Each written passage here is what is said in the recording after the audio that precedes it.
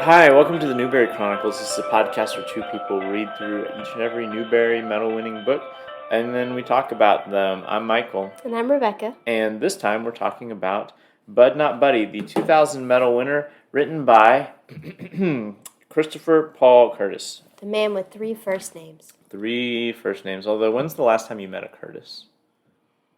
College. Oh, really? Mm-hmm. I knew a Curtis when I was growing up. Don't you remember that Curtis in college? I don't. He was at MK. Oh, missionaries kid. For all of you out there who didn't go to Southern Baptist colleges. Tanika wanted me to date him instead of you. Whoa. This is why I didn't know about Curtis. This? I don't at all. I wasn't interested, don't worry.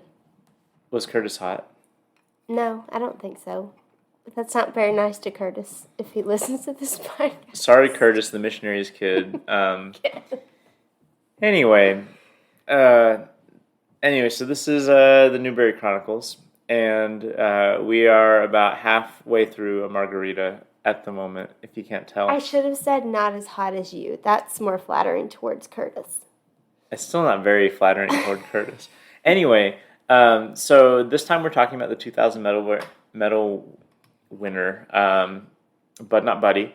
But first, as we have been doing for the last few episodes, we're going to talk about what we've been reading recently, just as a way to share a little bit about what's going on with us. So, Rebecca, what have you been reading recently? You have a long list in front of you. Well, I finished the 3 books that I talked about last time in the podcast, so I don't want to spend a lot of time on those. Also, I want to apologize because the last episode, I should have given a trigger warning to one of the books that I was reading about, and I did not, so I apologize for that to our listeners. But I do want to give a trigger warning right now for the book I'm about to talk about, No Longer Human, by Osamu Dazai.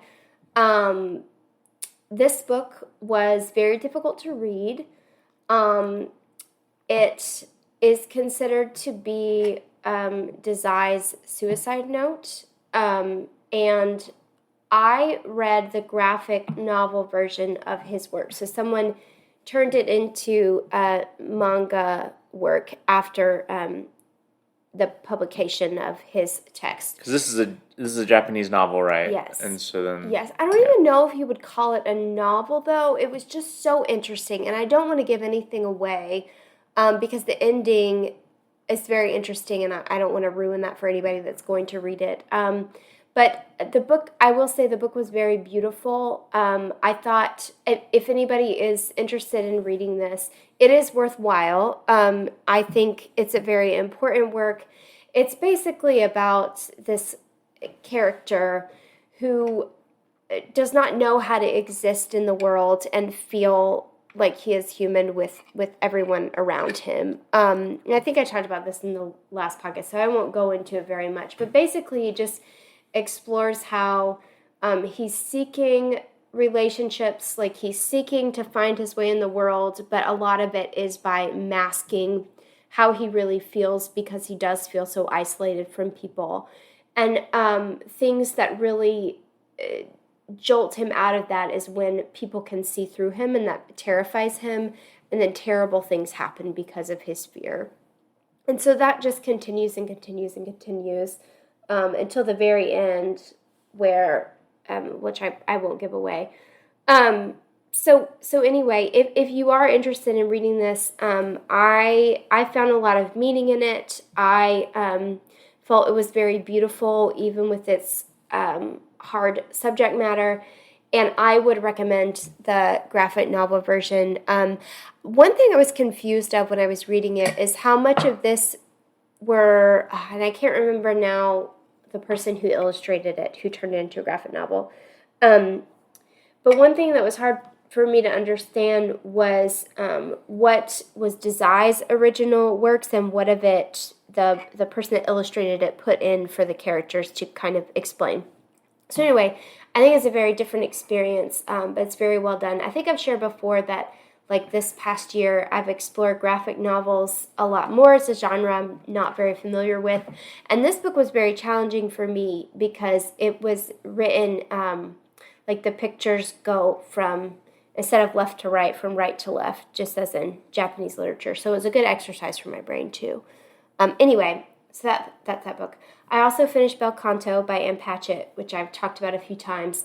So I won't go into it in depth, but that was a beautiful book that I really want to talk to somebody about, because the ending, I just needed to grieve with somebody.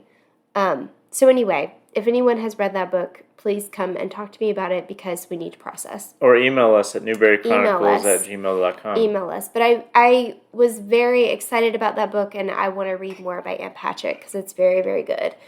I also finished Unsheltered by Barbara Kingsolver, which was just fine. I think that book is just fine. That is definitely not her most popular book, and I know she just came out with a new novel. Is it Demon Copperhead? Is that her new book? That sounds right. Okay. So people have raved about that, and I'm excited to read this. Unsheltered, I was just okay with. I also have not read Poisonwood Bible. So this was my first Kingsolver. So I've not read her more famous books, which I think she's a good writer, so I'd be interested in reading those, even if this story was just kind of okay to me. So those are 3 books that I finished. One book that I really, really, really loved that I read was called Soil, The Story of a Black Mother's Garden. And this is it's by Camille T. Dungy, and it is I don't know if you would say memoir, but it is a book of nonfiction that Camille wrote about her experience in her garden. So it was kind of like her version of Pilgrim at Tinker Creek by Annie Dillard. So within the same vein of like nature writing that Annie Dillard would have done, or like Wendell Berry or other people like that. What I really appreciate about her work is that she centers her experience as a Black woman in America and as a Black mother in America right at the centrality of this book. And one thing that she talks a lot about is how white this world of nature writing is, and also how male it is. And even when they aren't male writers writing these things, the women tend to tone down like the other responsibilities that they hold in the world, whether it's mothering or working or these other things. And she refuses to isolate those things because they make her feel very unseen when she reads those works of art. I am not a gardener, and so this book, there was a lot of things that I didn't quite understand or like really, I don't want to say care about because that sounds insensitive, but like she talks a lot about certain flowers and things that I didn't connect with, but she does a really great job of comparing those to like her own life and the life of Black people in America through slavery and civil rights and Black Lives Matter and today. And she does that in such a beautiful way.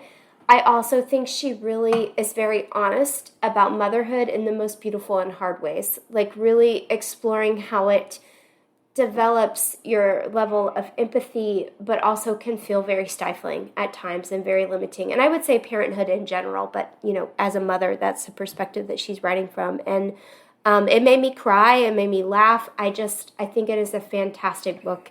I listened to it, and it was read by her, which was a gift, really.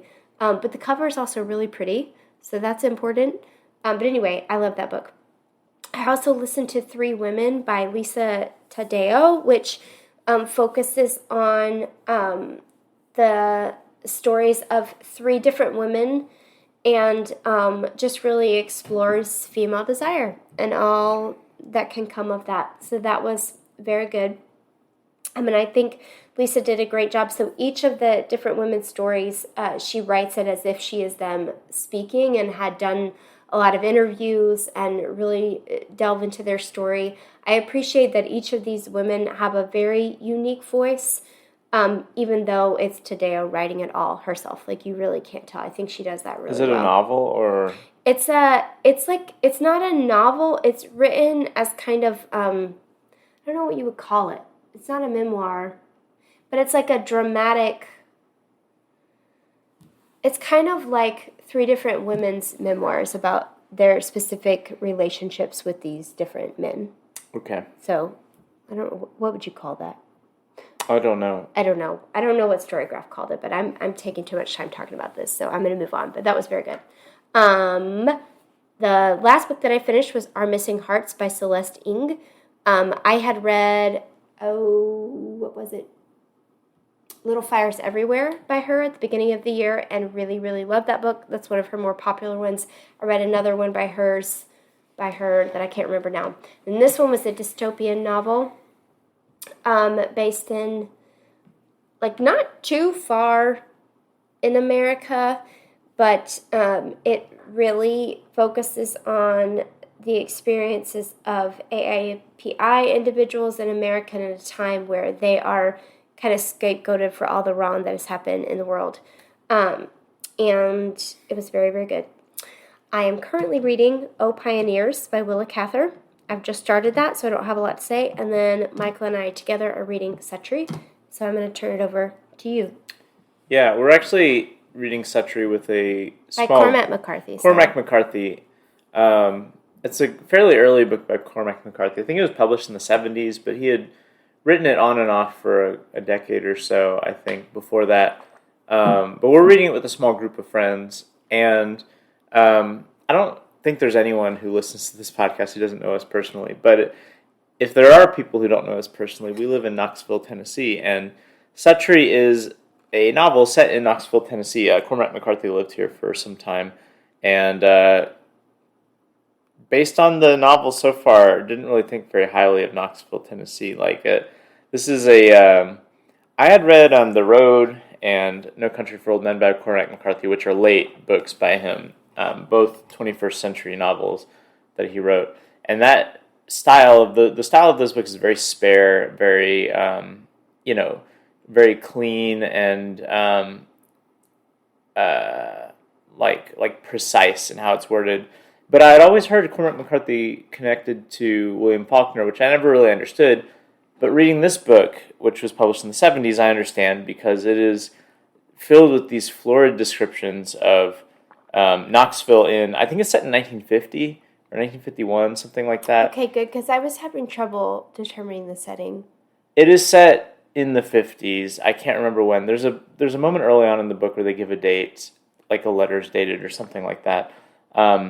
And so this is a Knoxville that we don't really know. We moved here in 2013, and a lot of the... We also weren't alive. We also weren't alive in the 1950s. And also a lot of the big changes that kind of shaped like what Knoxville is happened in the 60s. So like the interstates coming through, the process of urban renewal where they, bulldozed slums and created different highways and civic projects had not yet happened yet in the 50s. And so like it's kind of an interesting historical look at like a Knoxville that really we never had a chance to know. And the book is about this guy named Suttree, which is his last name, and I don't remember what his first name is. I'm sure we'll get to it eventually. But he's like just come out of jail, and he's like walking around Knoxville, and he's like fishing and selling fish. And you get like at least one flashback that I've read so far of his life in jail where he's meeting all these different characters. And these characters are really colorful. There's this guy named Harrogate, I think is his name, who's like this guy who gets put in jail for, I don't know, I don't want to get the explicit tag on this episode, but he's humping melons and gets put in jail for that. And he's just like this really like extravagantly silly character. And so like the book is kind of like Suttree walking around Knoxville after he's out of jail and trying to put his life back together. He's like living on a boat, I think. Anyway, at least so far that's what it's about. There's not a ton of plot and stuff, but there is a lot of description of different characters. There's a lot of like descriptions of a very, very like filthy Knoxville, like describing the Tennessee River, which goes through Knoxville downtown, like just all the garbage and like oil and trash that's in the Tennessee River. For instance, there's this really memorable image early on in the book where he's describing the river, and he talks about how there's used condoms in the river and they look like tapeworms. Is the description, and there's a lot of other like really grotesque things about like how he describes Knoxville. And so, I mean, Knoxville is not a city that's been like the focus of a ton of literary or cinematic attention. So I think we kind of have to take what we can get. Like this book is like fairly legendary in Knoxville. There's a bar that's called Suttrie's, for example, downtown. But it is kind of striking how like ugly Knoxville seems. But at the same time, like it is kind of striking also that this dude's just like walking around and down in a downtown Knoxville that seems far more lively and far more like working class and far more walkable and traversable than the Knoxville we know now, which is, you know, a pretty typical like American city in the sense of like downtown has become this like enclave of wealth and everything's kind of like boutique and fancy downtown. And, you know, this is not the Knoxville that's depicted in this book. And so far, that's what's really interesting to me about the book is the kind of historical view of a city that I didn't really know. What do you think about? How far are you? You're not as far as I am. I'm about 30 pages in, so I haven't even got to. I'm about to read about the melons. The melons. I do love the part with the melons. It's very funny. There's a. So I'm about 40 pages behind you. The Road and No Country for Old Men are both good books, but they're not what I would describe as funny books. Right. But Suttrie is funny. I read The Road. That's my only McCarthy. A very not funny book. Right. So but anyway. also, it's not as creative with language as this book is. Like, he's truly a wordsmith in this book in ways that I'm like, I don't have time to figure out all the things that you're saying, so I'm just going to press on. Right. But it is beautiful. Yeah, we're supposed to meet up with our friends later this week and talk about the first section of the book, so I'm sure I'll talk about it again, or both of us will talk about it again on this podcast. Yeah. But let's move on. Okay. That's what we're reading now. Dude, what wait. we just What? You have finished Ulysses. I did. I think I talked about that last time. Had you finished? Okay. Yeah, because I was reading the John Brown biography, which I finished. That's right. And spoilers: John Brown's attempt to overthrow slavery was unsuccessful. Right. Unfortunately. We had to have a whole civil war about it instead of, Spoilers. Instead of the slave insurrection that John Brown was hoping to inspire. So, anyway, Right. Speaking of racism, let's talk about Bud Not Buddy, which is a book by Christopher Paul Curtis, and you should talk about the author first, and then we'll get into what this book's about. Yes. So Christopher Paul Curtis was born on May 10th, 1953 in Flint, Michigan. He was the second of 5 children. His father was a podiatrist who became a factory worker when his patients could no longer pay him. That must be kind of sad. I know. Like, I'm a practicing physician, and now I have to go work in a factory because patients are too poor. That's very depressing. It's very depressing. He was also a union activist, and he was the first black production foreman at the Fisher Body Plant. Curtis's mother was a homemaker, and then once her kids were older, she became a teacher in the Flint public school system. Curtis attributes his love of books and reading to his mother, and his parents were also involved in the civil rights movement and brought Curtis and his siblings to several NAACP marches. In 1967, Curtis was the first African-American student to be elected to the student council in his junior high school's history. And Curtis has said that despite reading a lot as a child, he found it really difficult to connect to books and stories because they were not by or about black people like himself. After high school, he became part of a musical theater group called the Suitcase Theater, which performed in the U.S., Canada, and Europe. And he pursued a political science degree at the University of Michigan, Flint. But he did not do well in his classes, and so he ended up working full-time at GM And then he continued taking classes as a part-time student, but he didn't graduate until 2000. And he started... Which is when this book Right. was won its Right. Newbery Medal. So what dedication for him to keep... I don't know. I just think he is an incredible That is kind of man. amazing that he wrote this book Yes. and won a Newbery Medal without having graduated college. I know. He's incredible. He truly is. And this was not his first book, which we'll talk about in a minute. But while he was in college, he took a Black literature course that introduced him to authors like Alice Walker and Zora Neale Hurston and Toni Morrison, and he was very inspired by their works, and that really drove him to begin writing. So during his breaks at GM is when he would read and write. Like, he and his friend would switch off so that they could each take 30-minute breaks, and he would just shut out all the noise and read and write during that time. Working at GM was very difficult for him. He put heavy doors on cars, if I'm remembering correctly, and he would have nightmares about that work because it was so difficult for him. I would too. He left GM in 1985, and then he took a series of low-paying jobs. So in 1993, his wife convinced him to take a year off of work and just to focus on his writing, which your wife has also talked about you doing. So Well, we'll talk about this later. one of us needs to work. I know. We've talked about trading off. But anyway, he took a writing course at the University of Michigan that we were just talking about. And he entered several works into a contest for the Hopwood Awards. And one of those works that he submitted was The Watsons Go to Florida, and then an essay about his career in the auto factory. And his novel, The Watsons Go to Florida, was selected by Delacorte Press for publication. But after his son brought home Dudley Randall's poem, The Ballad of Birmingham, he was inspired to change the setting from Florida to Birmingham. And it was eventually published in 1995 as The Watsons Go to Birmingham, 1963. And that book was very, very successful. It was named on the ALA's list of best books for young adults, and it also won a Newbery Honor.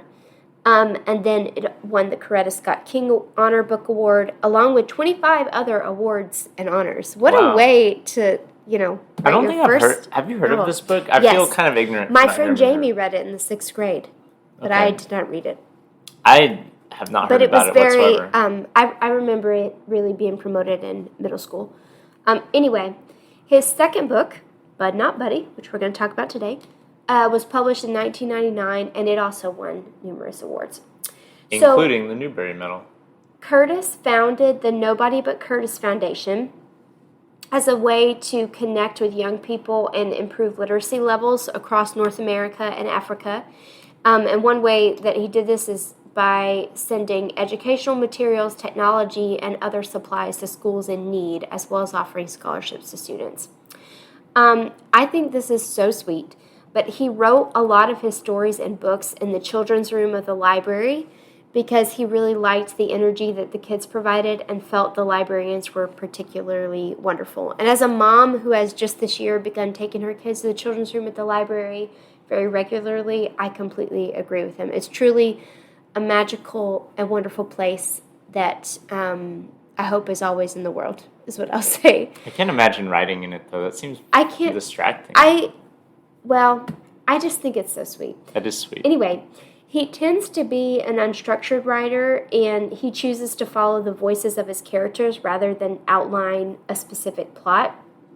And he said that Toni Morrison is one of his favorite writers and was really inspired by her works. He married his first wife, who we talked about earlier, convincing him to take off a year of writing. Her name is Kay Sukram, I guess is how you pronounce it. She is from Trinidad, and Curtis moved to Windsor, Ontario, to live with her because she was unable to get a U.S. work visa, and I think he still lives there today. They have 2 children together, Stephen and Sydney. They separated in the late 2000s, and he married, I am probably butchering the pronunciation, but Habon Aden, and they also have 2 children together, and I am not going to attempt to pronounce them. Curtis particularly enjoys writing historical fiction, and many of his books are set in Flint, Michigan, as he tends to draw on his personal experiences of growing up there. He's written a total of 8 novels, and has penned introductions to several prominent books, in addition to writing articles for newspapers and magazines. And the last thing I'll say about him is he has 4 rules to becoming a writer. Number 1, write every day. Number 2, have fun with your writing. Number 3, be patient with your writing. And number 4, ignore all the rules. So, I don't know which rules we're talking about, but that is Christopher Paul Curtis. It's interesting that he has rules because, as I talked about the plot of Bud Not Buddy, I think it's important to point out that one of the kind of conceits of the book is that, so it's about this kid named Bud, and he is an orphan who is in like state foster care, basically. Like, he's been living in a group home, but is placed in foster care. But anyway, as an orphan, he's had to become very self-reliant and has created these rules for himself. And we never hear all of the rules. We hear several, and they always have very high numbers associated with them, like Rule 56 and stuff like that. Or 500, and he gets in the 500s. So anyway, it's an interesting connection. So as I mentioned, this is a book about this guy named Bud. He specifically does not want to be called Buddy. He wants to be called Bud, hence the title. And most of the characters make fun of him for that. Like when he says Bud Not Buddy, when he introduces himself, they just start calling him Bud Not Buddy. But this is kind of like a, what would you call it? Picaresque novel? Is that what anyway, the term I'm looking for is like a book like Huckleberry Finn or something, where you're kind of following this character around as they are traveling and getting into different, mostly unrelated kind of episodic incidents. So this is set in the 1930s, so obviously during the Great Depression. It is set in Flint, Michigan, and the book opens with Bud being put into foster care for this family, who ends up being fairly terrible to him. And so he escapes this family and then is going to try to find a person that he thinks is his father, whose name is Herman E. Calloway. And he thinks it's his father because his mother, whom has died of an illness, but when he was old enough to have remembered his interactions with his mother, had this poster of Herman E. Calloway and I can't remember the name of his band at the time, but it's like a poster of them advertising a performance of theirs. And because of the way that his mother has talked about Herman E. Calloway, he's assumed this man must have been my father. And so when he runs away from the foster care, from the foster family, he decides, I'm going to go find Herman E. Calloway, my father. And he finds out eventually that there's a musician named Herman E. Calloway who lives in Grand Rapids. It is Grand Rapids, right? Mm-hmm. Yeah, Grand Rapids that he must go to. And so he goes through this whole thing where he tries to hitchhike to Grand Rapids, and he gets picked up by this guy named Lefty, who ends up being a union organizer, kind of covertly for the railroad laborers. He also ends up in one of those basically tent cities like Hoovervilles, and he runs into and that Hooverville is broken up by the police.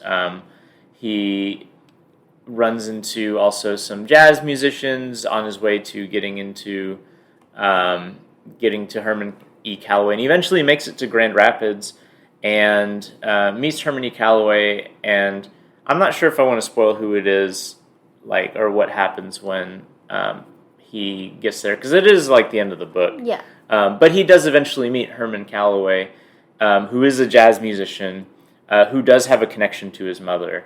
And that's kind of where the book ends. And I'm being kind of vague with a lot of this stuff, because a lot of it is, I could just sit here listing out all the things that happened, because it is very much this thing happened and we spent a few chapters in this location, then he runs away to this location. Mm-hmm. The real organizing principle is Bud himself as a character and just trying to survive in the world. Not only is he an orphan, but it is also the Great Depression. And so once he is out of state custody, he then has to deal with the fact that there is enormous poverty and kind of unrest in the country that he encounters. And not only that, but he is a black kid, and so it's not like a central focus of the book, but he knows he has to navigate a world in which like he has to be careful around white people in the 1930s. And so a lot of it is kind of like organized around those like more like themes rather than like a plot. Like it's not a plot that you just like lay out, this happens and then this happens and then this happens as a cause and effect chain, because a lot of it is kind of isolated incidents, and it almost feels like a book that's organized around like things that the author was interested in history and was interested in like kind of using this structure to explore. Like Bud, the character, almost like, I shouldn't compare this to Forrest Gump because Forrest Gump is a much sillier story than this, but almost like Forrest Gump, he like happens to stumble into all sorts of historically significant things occurring.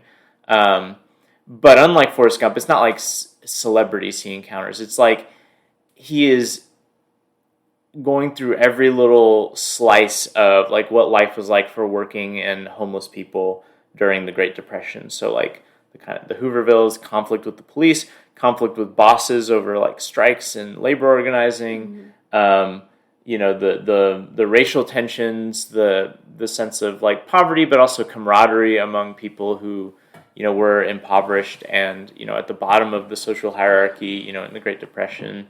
And he eventually finds a sense of belonging in Grand Rapids as he like approaches Herman Calloway. Anyway, is there anything that you think I missed with the summary there? No, I think it is important to note, though, that Curtis based the two characters, Mr. Lewis that we talked about, that gives him Lefty Lewis. Yes, Lefty Lewis that gives him a ride to Grand Rapids, and Herbert Calloway. Is it Herbert or Herman? Herman, sorry. Okay. Herman Calloway. He bases both of those men off his own two grandfathers. One of his grandfathers was in a jazz band, and one of his grandfathers was a red cap. Is that the term? I think the porter, like he's a porter. Yeah. But he was also a labor organizer as well. So he based both those characters off his own grandfathers, which I thought was sweet. I'll also say this book had a very helpful afterword by Curtis that kind of explains like his inspiration for the book, but I think he does a good job of saying like these people that Bud ends up meeting, Mr. Calloway and his band, they are like successful jazz musicians, so they are not struggling as much in the Depression as other people, but he says it's important to note that many people did, and that this is kind of an exception, especially for Black people in America. And one thing that I thought was worthwhile in the book as well is that he talks about that even with the success that that Herman Calloway has in the jazz band, they couldn't own things outright as Black people, and they had to have a white person in the band so that the home could be owned in his name and they could book gigs in his name. So anyway, I just think that is just important things that Curtis highlights both in the novel and also in afterward. Yeah, I did think it was interesting how, because I wouldn't have thought, having read it, that there was like a family connection to it. But in a certain sense, I mean, like, Curtis wasn't an orphan in the 1930s, so it's not autobiographical in that sense. But in another sense, it is. Like, it's a work of kind of like family, family archaeology almost, like, where he is recreating the settings in which like his grandparents lived. And that was interesting to read after the book was finished. I also thought it was interesting is afterward he talked about as a kid, whenever his grandparents would talk about the Great Depression, he kind of tuned them out. It was like, oh, that's just old folks talk. They're reminiscing again.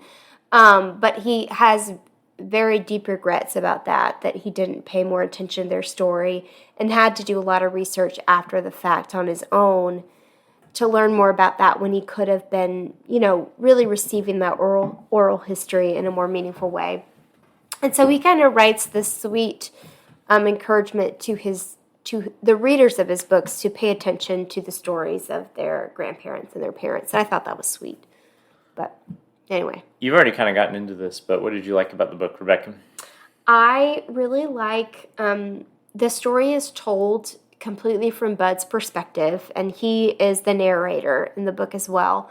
I really like that. I like hearing his voice. This book is funny to me because there are certain scenes where they really set you up for one thing and you think something terrible is about to happen, but then it's really kind of silly. Like, I don't know if you remember in the very beginning of the book when he's escaping the foster home, you kind of think that he's about to kill them. Like, you think that, he knows where their gun is, and he gets the gun, and I was like, oh no, I'm not prepared for what this is going to be. But it would have been a very different book if this had been like a kid who murdered his foster parents. or even just scared them with the gun, Yeah. Like, but he's scared of the gun and what they could do if they catch him. So what he does is he just puts it outside, and then he puts his foster brother, the biological son's, fingers in water to make him pee all over himself, and that's his big deep revenge. Is that he's gonna pee himself in the bed.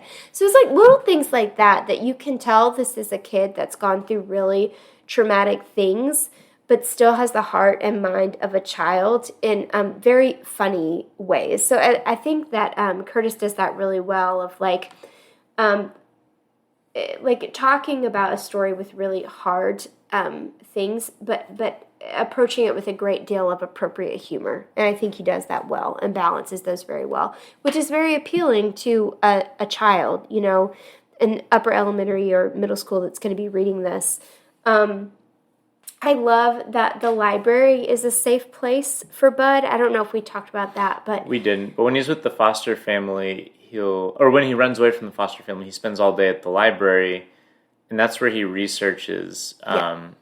What does he research? He learns about the atlas and how to get to Grand Rapids. Yeah. That's right. But even before that, he's found safe people at the library. And I always think that's beautiful, but especially considering that the library was a very safe place for Curtis. And I think he's kind of giving a very sweet tribute to the children's librarians that meant so much to him in his writing career. And kind of, I don't know, I just think it's really neat to learn about. That's why I appreciate that we are able to do this and learn about the writers' lives along with the books, because I think it gives it a lot greater depth and meaning. But I just thought that was a sweet thing. I also really enjoyed Bud's not only looking for his family, but he's trying to recapture a sense of home that he's never had since his mom died. And I think that search for home and belonging is honestly more meaningful to him than just finding out who his dad is. That's what he's looking for, and that's what he finds. And I think that was a beautiful thing. And I don't know if this last thing is something that I would consider something that I like, but I think it's worth noting that I think this book is very palatable for white audiences and children. And what do you mean by that? It's not a book that I think is going to be banned, which true. I don't necessarily think is necessarily a strength, because I think books that get banned are very honest about history in a helpful way for kids.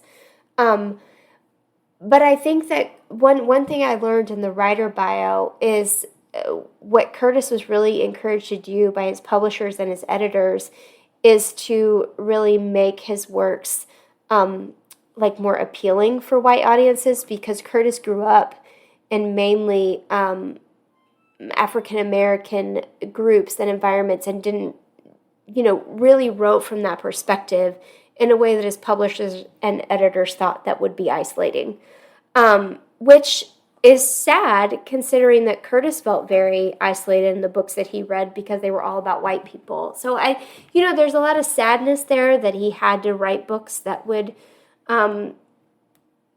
get read by white people and be appealing to them. So one thing I mean is that this book like talks about racism, and it talks about how, you know, the black characters are going to have experiences different than the white characters, but it doesn't harp on that in any way. And everything's pretty, like, congenial, I guess you'd say, among the characters. Yeah, there's like a brief mention of, there's like a small town outside of Flint that is where Lefty picks him up in the middle of the night, basically. And Lefty, like, mentions that it's basically a sundown town, right? Yes. Where, like, you know, black people aren't supposed to be at night. But that's the only mention of it. And everything is just fine between him and the police officer when they get pulled over. And there's a white person in the band, and he's there because he has to be, but everybody gets along really well. So I think Curtis is, like, touching on these topics, but is definitely towing the line. And I don't want to say that is like a strength of the book. I also don't think it's a fault of the book. I think it's worthwhile that these books exist, that people can read, and it really be kind of the jumping point to look at history. And you made a good point, Michael, we were talking about this, is that, like, this book could very easily be like a part of a larger unit in school where you're talking about the Great Depression or race relations or like jazz music, you know? And I think I think it's important that he has written this book, and that because it exists, that people can read it and not, can really be a jumping point for talking about these things in a more meaningful way. Yeah. I don't know if I explained myself well. No, I agree. At the same time, though, I think there are things in which it paints the Depression that it's not contested history the way that he presents the Depression, but it's also things about the Depression that I actually didn't learn about until I was an adult. For instance, the centrality of labor organizing to the Depression was not something I learned about until I was an adult. Yeah. And there is something like somewhat subversive in, I mean, the year 2000, that's like, you know, historically like one of the low points in terms of labor power in the United States. You know, like the 2000s to like now, like, you know, this is kind of like the low point, you know, after like, you know, a couple decades of concerted, like, you know, dismantling of unions and things like that. Or in Flint, you know, the closure of American manufacturing and moving it overseas and things like that, you know, to not exclusively to do this, but as a result, like, broke up, you know, union chapters and stuff. And, you know, to have a character who is just saying that, and like at the time that he's doing this, like what he's doing is dangerous to him. Like, he mentions that he has to be covert in like spreading this information about the union because the police, as well as the people who run the railroad, will try to stop him from doing that. And the implication is that he'll be killed. And like, I mean, at the time, you know, some of the largest and most violent conflicts in American history happened in the early 20th century between unions and you know, the managers and bosses and stuff, and the police usually is on the side of the bosses, but not exclusively. And I don't feel like that's really talked about that much when you're this young, like when you're the audience for this book, which is very definitely like upper elementary, I think, like it's fair to say, maybe early middle school. Yeah. And to just have a character talking about that stuff, or for instance, I learned about Hoovervilles when I was growing up.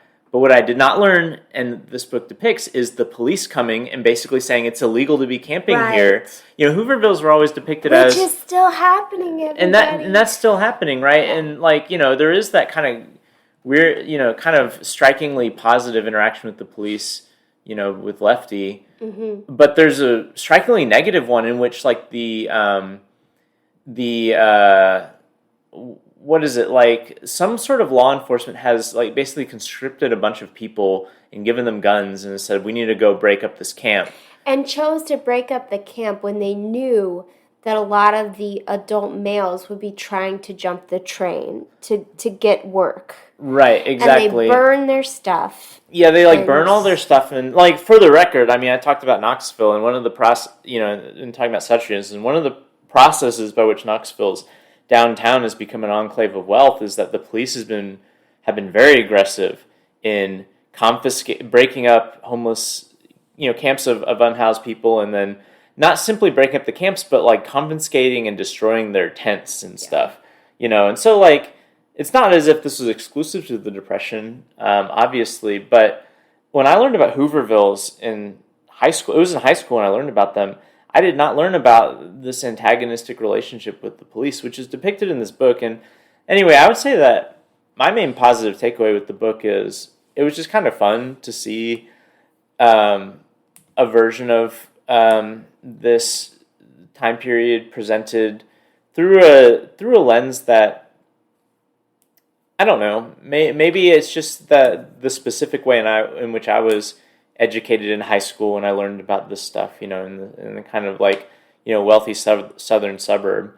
And maybe more people learned about this than I did, but it was kind of fun to like see like, oh, this is like, I guess I remember the Depression mostly being about the Dust Bowl when I was taught about it, and that's obviously a thing. Really?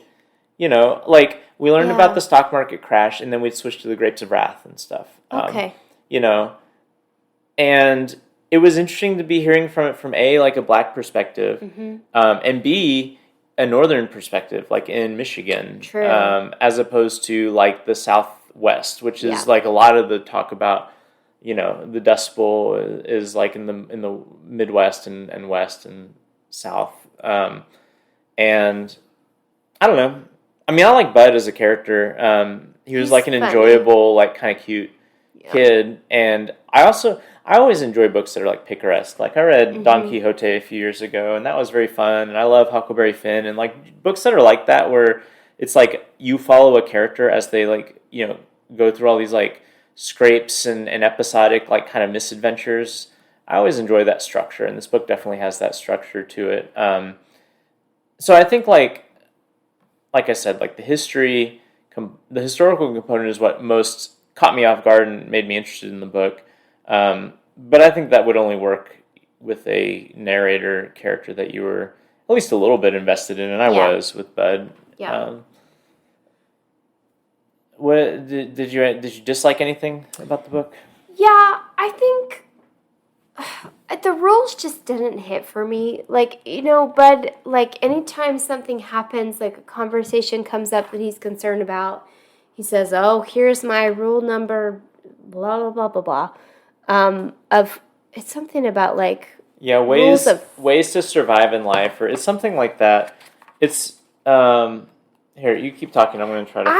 I just like, I understand that Bud is a cute little narrator, and I don't mean that to be like condescending. I think it says rules and things. Like, is rules that? And things. Yeah, rules and things, number 83 or number. But it's like got a subtitle for Bud Caldwell's Rules and Things to Have a Funner Life and make a better liar out of yourself. And so, he says these all the time, like to kind of prepare you for the conversation that's about to happen. And it'll be things like if an adult says, "Can I tell you a secret?" What they're probably going to tell you something bad or something, things like that. Yeah, or like how to respond to certain social situations because of things that have happened to him before. That's had him make this a rule for life. And I just felt they were unnecessary for us to see into Bud's head, because I think that's the intention, is for us to like really experience these things as he is experiencing them in his child's mind.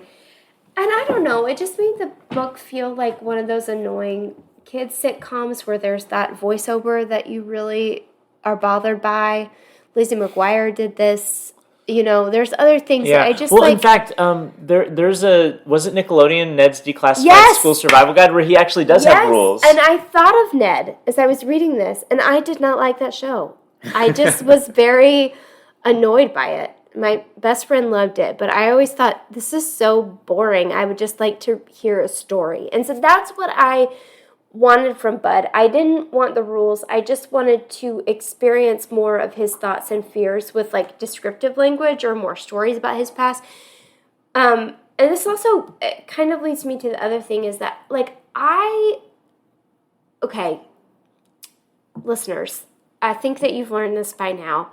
I am not a fan of the like very episodic novel that just kind of like bounces around. That's just not my favorite thing. I understand it's a genre, it's important. Like I can appreciate it's worthwhile, but like what I wanted in this book, none of the scenes I really felt like I had a lot of time to get to know the characters very well and be moved by their conversations and things. So I felt like this book would be a much better series, like a series of novels where we get to know all these people better. And I also think it would make a really good TV show, not like Ned's Declassified. Wouldn't that be funny though No. if it opened like with a little composition notebook No, like I Ned's would Declassified School not Survival support Guide? that. But well, I'm just kidding. Like I can see why that would be important and they could make that cute. But I said this about New Kid too, but I feel like with both of these they would make a really good TV show or like a limited series sort of thing. Yes. Okay, Masterpiece Theater, if you want to be less white, I don't make want to this- see Masterpiece Theater do No. this. Well- That would be silly. well- Can you imagine like Mozart opening a scene with this? Like, I'm just saying, I think there's a place for this kind of like, I don't know, like a limited series No, I or agree. something like that. But I also understand that's like a personal preference. Like this is a genre like concern. But I just like, I wanted the climax of the book we barely spent any time on, which is where I really wanted to know more about things. And I feel like if this was part of a series, he could have spent more time with his mother. We could have spent more time like navigating the Great Depression. We could have spent more time with his new family. And I just felt like this book had a lot of important things to say, but it was kind of like unremarkable. I don't know. yeah, That's pretty damning, but I don't mean for it to sound that way. I think like for as much as I liked the character of Buddy as like a kind of affable and cute narrator kid, there's like a little Rascals-ish quality to him in the sense of like he's going through things that are like kind of horrific, and is in extreme poverty, of course, and all this sort of stuff. But he's like he kind of maintains a certain like affect that is almost like comedic through the whole thing, and like there's a way to do that that's really good. But sometimes I felt like that there was like a disconnect between the kind of light tone and then the things that were happening to him, and maybe Which I think also makes sense as we understand now the way that Curtis like structures his novels is on the voice of his characters and not necessarily the plot of what's happening to them. right. I agree, and I think that like what felt missing, and I don't know that it really belongs in this book, but like what felt missing is like this kid just is kind of like this unflappable like kid, optimistic and like very like willing and able to just adapt himself to every new environment that he gets into, and that makes the book very readable, and it makes it like never too heavy, even when it's dealing with some of the heavier like historical stuff that I talked about earlier. But there's also a balance with like you have to match that with an understanding of like what is the weight of like what this kid has experienced. And there's a few moments when it's like that, particularly towards the end when he has to talk about his mother more and stuff like that. There is a much greater sense of he has gone through some really heavy stuff and like has to work through complex emotions. But for a lot of the book, the emotions aren't that complex because he has a very definitive, like defined goal, which is like, I'm finding my father, and he is convinced that Herman Calloway is his father, and he just tells everybody that, and he's just like determined and plucky and trying to go to Grand Rapids to find him.